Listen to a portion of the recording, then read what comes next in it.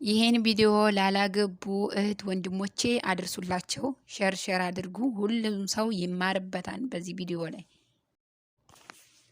አሰላሙ አለይኩም ወረህመቱላህ ወበረካቱ። ውድ ሞሚ ቻናል ቤተሰቦቼ ሰላም ናችሁ? አልሐምዱሊላህ። እንግዲህ ይሄ ቪዲዮ በሶሻል ሚዲያ ላይ እየተዘዋወረ ነው። ማሻአላህ ማሻአላህ። ሊባኖሷ ወጣት መህር ቁርአን አድርጋ አገባች። አይገርምም? ማሻአላህ። እንግዲህ ይቺ ልጅ የምትታወቀው ምግብ ሰሪታ ናት፣ ሼፍ ናት። ሶሻል ሚዲያ ላይ እኔ ሁል ጊዜ እከታተላታለሁ ማለት ነው። በጣም ነው ደስ የሚለው። አላህ የአደምና የሀዋ ትዳር ያርግላን ነው የሚባለው። እና ወላሂ ይሄ ቪዲዮ ለሁላችሁም ጠቃሚ ነው። ይሄ ነገር ለሁሉም ሰው ትምህርት ነው ብዬ ነው የማስበው። ለሁሉም ሰው ትምህርት መሆን አለበት፣ ለወንድም ለሴትም። ሳታገቡ ለምትኖሩ ወንድም ሴትም ለሆናችሁ በቃ መህርን ከበድ አድርጋችሁ ሴቶቹ እየጠራችሁ ወንዶችን ለምታስፈራሩ፣ እንዲሁም ደግሞ ወንዶቹ ምን ይዘን ገና ምንም ያላዝነው ትዳር አንገባም እያላችሁ ለምትጃጃሉ ማለት ነው፣ አግቡ፣ ተዘወጁ። ወላሂ ማግባት በጣም ትልቅ ደስታ አለው። ሞክሩ። ሴቶቹም ደግሞ እረ አላገባም ባይሆንስ፣ በቃ እንዲህ ቢሆንስ፣ ሰበብ አታብዙ። እናንተ አግቡ፣ ሰበቡን አድርሱ። አላህ ነው ፈጻሚው። እንዲሁም ደግሞ በአካባቢ ልታገቡ የምትጠይቁት ሰው ወይም ደግሞ ለምትጠይቋቸው ሰዎች እነማን ናቸው የምትጠይቁትን ሰው እወቁ። ተጠያቂዎችም ደግሞ የሰውን ትዳር አትዝጉ። ስም አታጥፉ። የሰውን ስም አታጥፉ። እንዲህ ነው አታግቢው፣ እንዲህ ነው ያ ረቢ። ወላሂ በዚህ ነገር ትጠየቁበታላችሁ። የሰው ስም አታጥፉ። አላህን ፍሩ።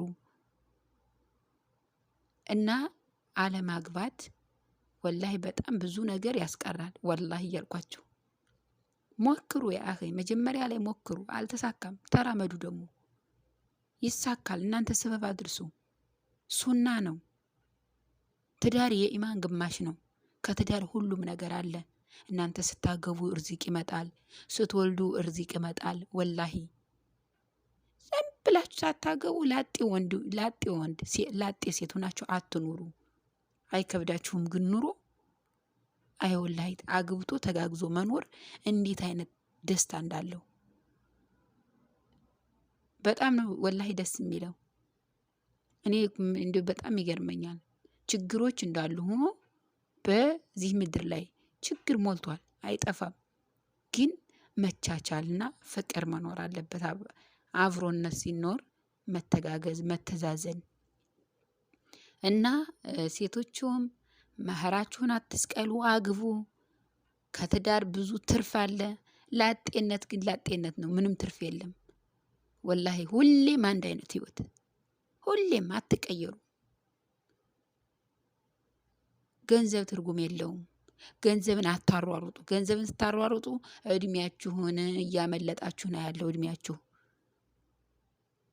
ወንድም ሁን ሴት፣ ወንድም ቢሆን አይ ወንድ ልጅ እኮ እድሜው አይሄድም እንዲህ አይልም። ላ በ25 እና በ30 ያለው እድሜው 50 እና 60 አንድ አይደለም። ሁሉም ጊዜ ያለው ሴትም ቢሆን አይ ነገ እኮ አገባለሁ፣ እኔ እኮ ቆንጆ ነኝ፣ እኔ እኮ እንዲህ ነኝ፣ ነገ አገባለሁ፣ የት ይሄድብኛል? ወንድ ሲጠይቅሽ እንደዚህ እያልሽ ራሽን የምታታልልኝ። ቻንስ አንድ ጊዜ ነው። ዘመን የሚያነሳሽ አንዴ ነው። ከዛ በኋላ ትረክሻለሽ። ግን በተወደድሽበት ሰዓት ተነሺ።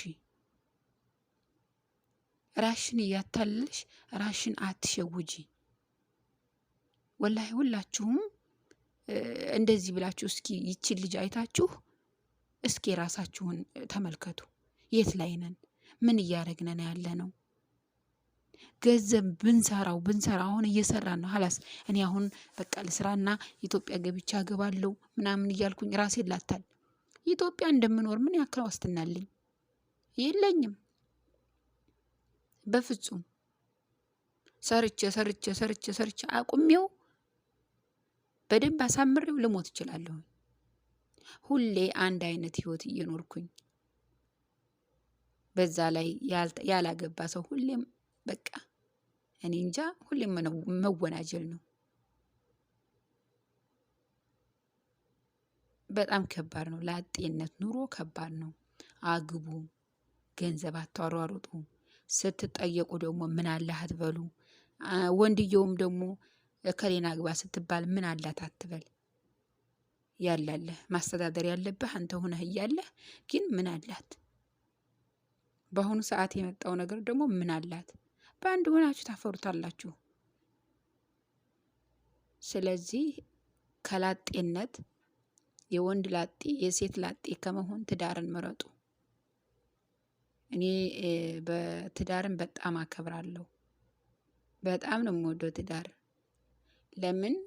ትዳር ማለት መሰተር ማለት ነው። በቃ ትዳር የቀልብ እርጋታ የኢማን ግማሽ ነው። ስለዚህ ብናገባ ትዳርን ብንመሰርት ብንወልድ ከላስ ዱንያ እንደዚች ናት። ሰውም እኛን አይወነጅለንም፣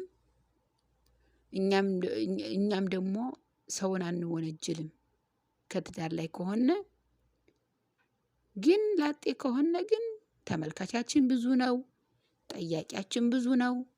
እኛ ደግሞ ልባችን በቃ የተነፋ ነው። አይ ከሌ ጠየቀኝ እያልን በቃ ነገም ይጠይቁኛል። ቆይ እስቲ ላሻሽል፣ ነገ ወዲያ ደግሞ የተሻለ ይመጣል፣ ነገ የተሻለ ይመጣል፣ ወይ ሀብታም ይመጣል ነገ ወዲያ እየተባለ ራሳችንን እያታለልን ዝም ብለን የሴት ላጤ ሆነን እንኖራለን ማለት ነው። መጠማዘዝ፣ ሁሌ አንድ አይነት ህይወት እና በጣም ይች ሴት ለሴቶች ተምሳሌት መሆን ያለባት ሴት ናት።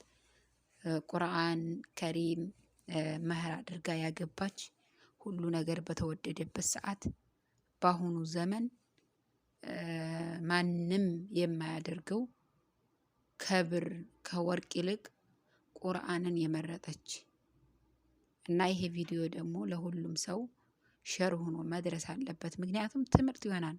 ወላሂ አንዲት ሴት በዚህ ምክንያት ራሷን ልትገነዘብ ትችላለች።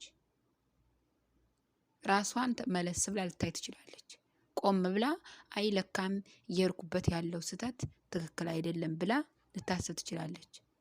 እንዲሁም ወንዶች ደግሞ በአሁኑ ሰዓት የሴት ገንዘብ አትመልከቱ። ምን አላት? ምን አድርጋለኝ?